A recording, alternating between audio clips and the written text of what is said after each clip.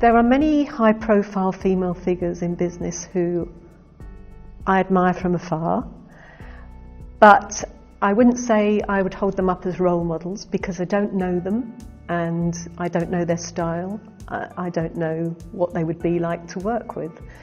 But I have worked for a very inspirational woman who I think helped me to become more confident and helped me to be more aspirational about success in business. And what she did for me was to let me go, give me absolute autonomy in my role, throw challenges at me which were going to stretch me, which were going to help develop me, and constantly being there to support and guide me when I needed it. It's just that right light touch of management that really suited me, and I continue to respect that boss who really helped me get forward in my career. My mother has undoubtedly inspired me throughout, ever since I was a child. I was the firstborn, and I think she wished I was a boy. In fact, she dressed me as if I was a boy, and she even put a top knot on my head on some occasions. I've seen pictures. So I think she had raised me as a boy. There wasn't anything that I couldn't do that someone else could do, and vice versa.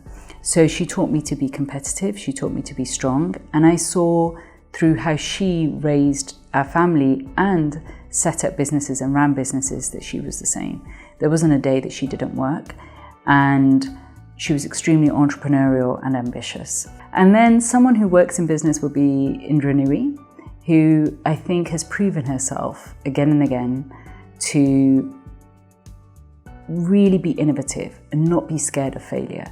And her mother did really interesting things like make her sister and herself play a game at the dinner table where they had to pretend there was some world figure, a prime minister one day or a president the other. And over dinner they had to write a speech.